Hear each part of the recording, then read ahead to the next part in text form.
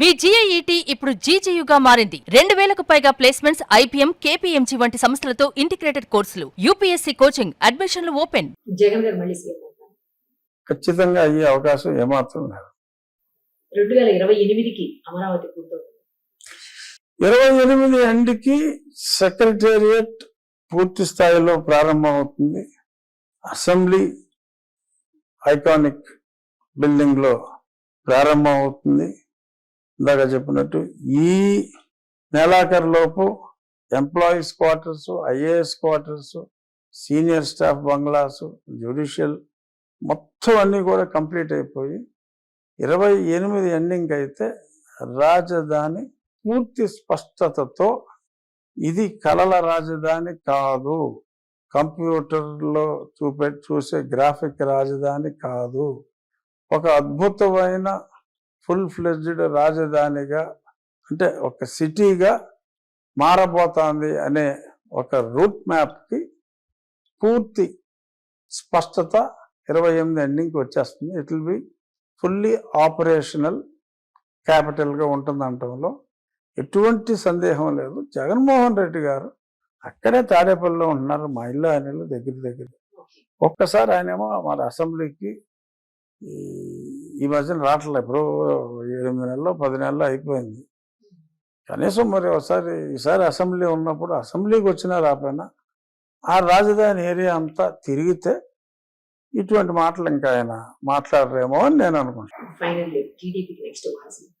తెలుగుదేశం పార్టీకి వారసుడు లోకేష్ గారిని వర్కింగ్ ప్రెసిడెంట్గా పెట్టారు కదండి, ఇంకా కన్ఫ్యూజన్ ఎందుకు? చంద్రబాబు నాయుడు గారు ఆరోగ్యంగా ఉన్నంతకాలం ఆయన లీడ్ చేస్తారు.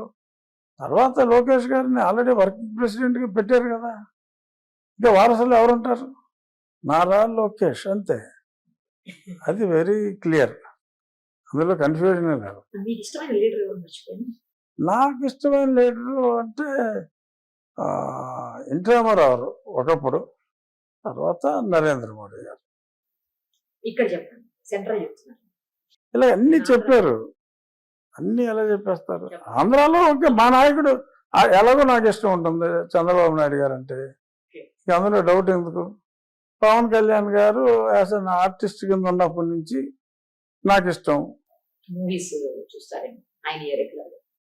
అందరి చూస్తాను, ఆయన ఇష్టం. బేసిక్గా నాకు, నేను బేసిక్గా సినిమాలు చూస్తా. నాకు చెప్పాలంటే సినిమా పిచ్చోన్నా నేను. ఏది మిస్ గాను పెద్ద హీరో అంటే హీరోల సినిమాలు అయితే అసలు మిస్ గాను. మొన్న కళ్యాణ్ గారు రిలీజ్ అని చూశాను, పెద్ది సినిమా చూశాను, దురంధర్ చూశాను 2 ప్రమాణం.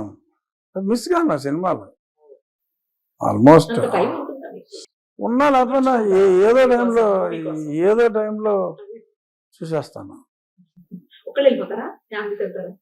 అదే నేను ఇంట్లో చూస్తా, OTT దాకా ఆగండి. నేను రిలీజ్ రోజు సాయంత్రం ఇంట్లో ఉంటే ఇక్కడ చూసేస్తాను. అంటే నాకు ప్రొడ్యూసర్స్ అందరూ తెలిసిన వాళ్ళే. ఆ క్యూబ్ లింక్ తీసుకుని I have a beautiful home theatre, ఇంట్లో చూసేస్తాను. రిలీజ్ రోజే చూసేస్తాను. ఏదైనా వదిలిపెట్టేది లేదు సినిమా మాత్రం. ఏ కొత్త మూవీ కొత్తదంటే హీరో సినిమాలు, చిన్న సినిమాలు బాగా సూపర్ హిట్ టాక్ వస్తే చూస్తా. హీరో సినిమాలు అయితే ఫ్రైడే ఈవినింగ్ మిస్ అయినా సాటర్డే ఈవినింగ్కి చూసేస్తాను. Thank you.